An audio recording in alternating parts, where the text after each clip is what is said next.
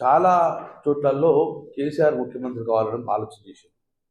అక్కడ ఉన్న పరిస్థితులలో ఎమ్మెల్యేలకు క్యాడర్కు వచ్చిన ఇబ్బంది ఉండడం వలన కొంచెం నెగిటివ్ ఓటింగ్ అయింది. ఎలక్షన్ తర్వాత కేసీఆర్ ఓడిపోయిందంటే కొంచెం జీర్ణించుకోలేక ప్రజలు. కాబట్టి అందుకే ఈసారి పార్లమెంట్ ఎన్నికలలో 80% కేసీఆర్ గెలిపారని ఒక ఆలోచనకు వచ్చింది కొన్ని ప్రాంతాలలో. కరీంనగర్కి వచ్చే వారికి డెఫినెట్గా మాకు బీజేపీకి పోటీ ఉంటుంది. కాంగ్రెస్ ఇక్కడ 80% పోటీ ఇవ్వదు కూడా. ఇప్పటికీ కాంగ్రెస్ అభ్యర్థి కూడా తేల్చే పరిస్థితి లేదు. కాబట్టి 100% కరీంనగర్ పార్లమెంట్కి వచ్చేవారికి ఒకసారి మా వినోద్ కుమార్ గారు ఉన్నప్పుడు అద్భుతమైన నిధులు తీసుకొచ్చింది కాబట్టి, తర్వాత నిధులు రాలేదు కాబట్టి మళ్ళీ నిధులు వచ్చే అవకాశం ఉన్నది. కాబట్టి వినోద్ కుమార్కు మాకు ఉంటుందని చెప్పేసి మేము మంచి స్ట్రాంగ్ పోటీస్తే గెలిచే అవకాశం ఉంటుంది. సో కరీంనగర్లో రేపు రాబోయే రిజల్ట్ చూసుకొని బీజేపీ వర్సెస్ బీఆర్ఎస్ సీరియస్ మాట్లాడటం అవకాశాలు మాత్రమే. అంటే ముఖ్యంగా సెంట్రల్ లో బీజేపీ ఉన్నది, ఇక్కడ స్టేట్ లో కాంగ్రెస్ ఉన్నది. రెండింటికి కాకుండా బీఆర్ఎస్ ఎందుకు వేయాలని చెప్పేసి ఓటర్ భావిస్తే అట్లాంటి అవకాశాలు ఉంటాయి కదా. ఇప్పుడు 2014 సంవత్సరంలో కూడా అక్కడ మోడీ ప్రభుత్వం ఏర్పడ్డది. అప్పుడు వినోద్ కుమార్ గెలిచింది, ఇక్కడ మనది గెలిచి. అప్పుడు మీకు బీజేపీ పార్టీ ఓటు వేయలేదు. అట్లనే ఇక్కడ కాంగ్రెస్ పార్టీ కరీంనగర్కి వచ్చేవారికి ఎట్టి పరిస్థితుల్లో కూడా గత హిస్టరీ చూస్తే పొన్నం ప్రభాకర్ గారి తర్వాత కాంగ్రెస్కు ఓట్ బ్యాంక్ వస్తలేదు. ఇక్కడ ఇప్పుడు ఓట్ బ్యాంక్ రాదు. ఈవెన్ కరీంనగర్ కాన్స్టిట్యూన్సీలో కాంగ్రెస్ ఓట్ బ్యాంకు పోయినసారి 2018లో కానీ 2023లో కానీ థర్డ్ ప్లేస్ వచ్చేసింది. సో అంతకుముందు కాంగ్రెస్ కరీంనగర్లో గెలిచిన చరిత్ర లేదు.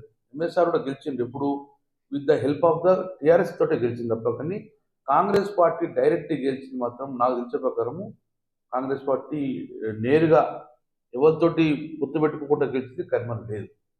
ఇప్పుడు నల్లమాచుకొండ ఉన్నప్పుడు గెలిచింది.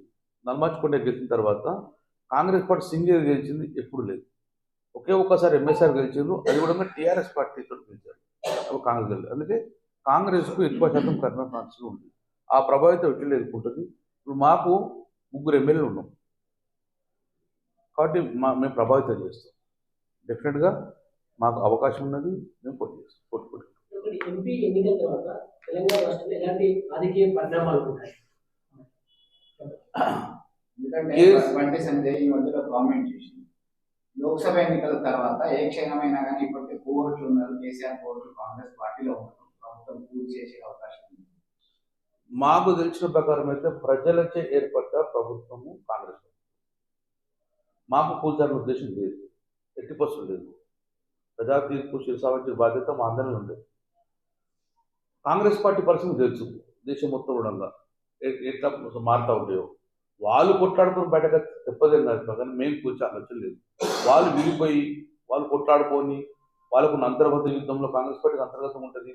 ఆ రకంగా బయటకు వస్తే కానీ మాకు మెయిన్గా పోయి తీర్చే ఉద్దేశం మాకు లేదు.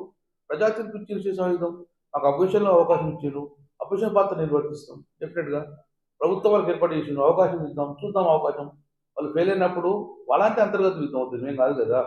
అప్పుడు వచ్చినప్పుడు ఆలోచిస్తాం. ఇప్పుడు మాత్రం మాకు 80%లో వాళ్ళకి అవకాశం ఇచ్చి ప్రజలు దాన్ని శిరసావహిస్తాం.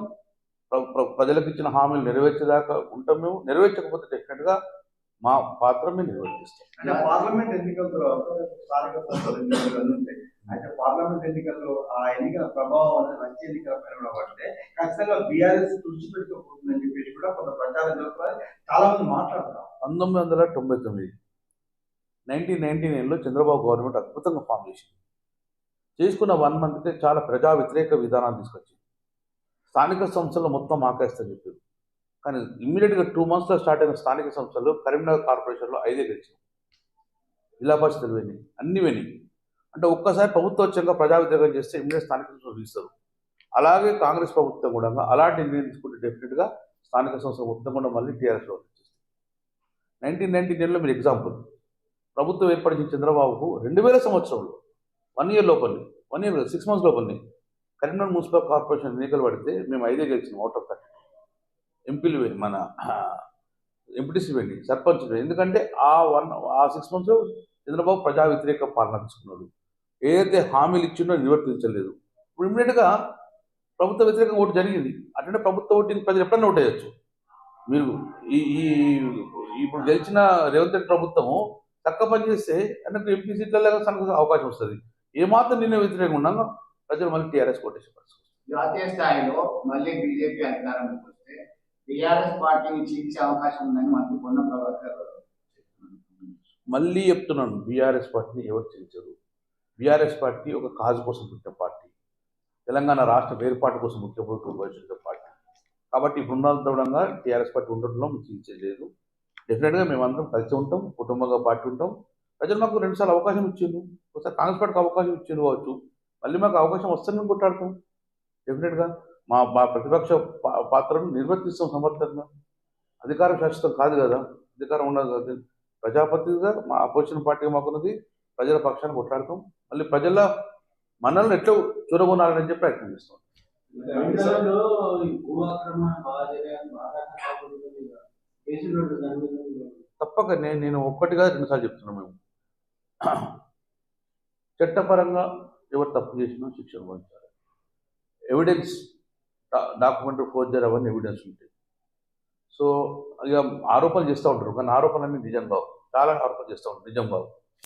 కానీ ఎక్కడైతే నిజంగా ఉద్దేశపరంగా అయితే గిట్ట ఉద్దేశపరంగా ల్యాండ్ డిస్ప్యూట్లో ఉండి ఫేక్ డాక్యుమెంట్ ఒకటి గిట్ట అది చట్టపరంగా కోర్టులో ఉన్నది, కోర్టు నిర్వహిస్తుంది. సో మేము కూడా చట్టం తన పని తాను చేసుకున్నామని ఎప్పుడు చెప్పుకుంటూ వస్తున్నాం. ఈ అవిశ్వాసాలు బాగా ఎట్లా ఎక్కడి నుంచో కాదు, కరీంనగర్ కాన్స్టిట్యూన్సీలో మాత్రం ఇక్కడ అవిశ్వాసాలు జరగవు. కరీంనగర్ కార్పొరేషన్లో 60 మంది కార్పొరేటర్ ఉండడం, అవిశ్వాస తీర్మానం అంటే 45 కావాలి. So it's not possible. So మా కార్పొరేటర్ అందరం డెఫినెట్గా రాత్రి సమావేశం ఏర్పాటు చేసుకున్నాం. మా కార్పొరేటర్ ఒక ధైర్యం, భరోసా ఉంటుంది. ఎమ్మెల్యే మేమే ఉన్నాము, ప్రభుత్వం కాంగ్రెస్ పార్టీ ఉండొచ్చు, కానీ మేయర్ కూడా మన పార్టీ ఉంది కాబట్టి డెవలప్మెంట్ చేసుకుంటాం. కాబట్టి డెఫినెట్గా రాబోయే కాలంలో ఈ కార్పొరేషన్ మళ్ళీ టీఆర్ఎస్ ఎగరవేస్తాం ఒక ధైర్యం ఉంది. కాబట్టి మా కార్పొరేటర్ మా అరకట్ట అవుతుంది. లోక్సభ ఎన్నికలకు ఎట్లా సిద్ధమవుతున్నారు? 45 రోజులు అయిపోయింది ఇప్పటికీ కాంగ్రెస్ ప్రభుత్వం ఏర్పాటు చేసి. డెవలప్మెంట్ ఆగిపోయింది, పెండింగ్ వర్క్స్ ఆగిపోయినాయి, ప్రజలు ఒక అసహనం స్టార్ట్ అయిపోయింది. కాబట్టి మేము ప్రజల పక్షాన్ని ఉండాలని చెప్పేసి ఫస్ట్ కరీంనగర్ కాన్స్టిట్యూన్సీ మీటింగ్ పెట్టుకుంటున్నాం. తర్వాత పార్లమెంట్ 24వ తారీఖు నాడు పార్లమెంట్ ఎన్నికలకు సమాయత్తం కోసం సోషల్ మీడియా స్టార్ట్ చేస్తున్నాం. మా క్యాడర్ను మేము సమాయత్తం చేస్తాం. క్యాడర్లలో ఒక ప్రభుత్వం పోయిందన్న ఒక నిరాశ ఉన్నారు, దాన్ని డెఫినెట్గా మేమందరం మనోధైర్యం ఇవ్వాలి. మేమందరం ఉన్న కుటుంబ సభ్యులుగా వాళ్ళకు ధైర్యం చెప్తాం. ప్రజలకు వస్తే ధైర్యం ఉంటే ఇంకా రెట్టింపుతో పనిచేస్తారు మా క్యాడర్. కాబట్టి 24 సోషల్ మీడియా ద్వారా, రేపు 21వ తారీఖు నాడు మా కాన్స్టిట్యూన్సీ మీటింగ్ ద్వారా ప్రజలు మనందరం కలుసుకొని మళ్ళీ ఈ కుటుంబం మళ్ళీ ముందుకెళ్ళే ప్రయత్నం చేస్తాం. ఎన్నికల కోసం సమాయత్తం అవుతాం. ఈ పార్లమెంట్ ఎన్నికలలో డెఫినెట్గా మళ్ళీ మా క్యాడర్ ఛార్జ్ చేసుకొని ఎన్నికలకు సిద్ధమవుతాం. గెలిచే అవకాశాలు ఉన్నాం కాబట్టి మేము పాటిస్తాం. కార్పొరేటర్లు కాంగ్రెస్ పార్టీలో పిలుస్తున్నారు, వాళ్ళు జంపు జిల్లాని అయ్యే అవకాశం ఉన్నది. కాబట్టి నిన్న అభద్రతా భావంతో ఈ మీటింగ్ ఏర్పాటు చేశారు. అభద్రత ఏమున్నది? నేను ఎమ్మెల్యే అయినప్పటి నుంచి, మంత్రి అయినప్పటి నుంచి ప్రతి 6 నెలల కోసం సమావేశం ఏర్పాటు చేస్తాను. కార్పొరేటర్ తోటి డిన్నర్ మీటింగ్ పెట్టుకుంటాం, మేము రెగ్యులర్ మీటింగ్ పెట్టుకుంటాం, కాన్ఫరెన్స్ మీటింగ్ పెట్టుకుంటాం. అందులో బాగానే పెట్టుకున్నాం. ఎలక్షన్ తర్వాత మా కార్పొరేటర్ అద్భుతంగా పనిచేసింది. టౌన్లో 67,000 ఓట్లు వచ్చింది.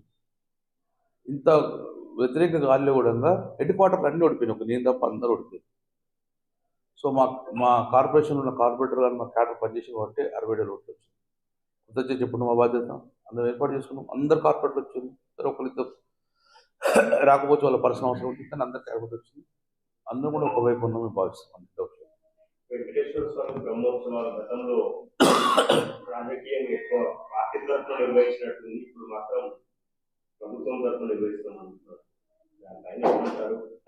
దేవుణ్ణి వెంకటేశ్వర స్వామి దేవుడు కలియుగ దైవం, దానికి రాజకీయాలు కులమొద్దు అని చెప్పి నేను ఆలోచిస్తున్నాను, కోరుకుంటున్నాడు. ఇదే పొన్నం ప్రభాకర్ బ్రహ్మోత్సవాలు చేసినప్పుడు తనలో వచ్చి స్వామి దర్శించుకొని పోయింది. అప్పుడు ఆయన కాంగ్రెస్ పార్టీ కదా, నేను ఇప్పుడు బీఆర్ఎస్ పార్టీ కదా. సో దేవుని దగ్గర రాజకీయాలు ఉండదు. కలియుగ దైవం బ్రహ్మోత్సవాలను అందరూ చేసుకుంటారు. వందల వేల లక్షలాది మంది వస్తారు. ప్రభుత్వం నుంచి నిధులు చాలా తక్కువ వస్తాయి. ప్రభుత్వం నుంచి డైరెక్ట్ నేరుగా నిధులు పోదు. అందులో ఉన్న 10 లక్షల కన్నా ఎక్కువ యూజ్ చేసుకోవాలి. భక్తులందరూ కలుసుకొని బ్రహ్మోత్సవాలు బ్రహ్మాండంగా జరుపుకుంటారు. ఒకరు వచ్చి పనిచేస్తూ ఉంటారు, ఒకరు లడ్డూలు తెప్పించుకుంటారు, ఒకరు ఉన్న భోజనాలు పెడతా ఉంటారు. అందరు కలిసి సేవ చేసుకుంటారు.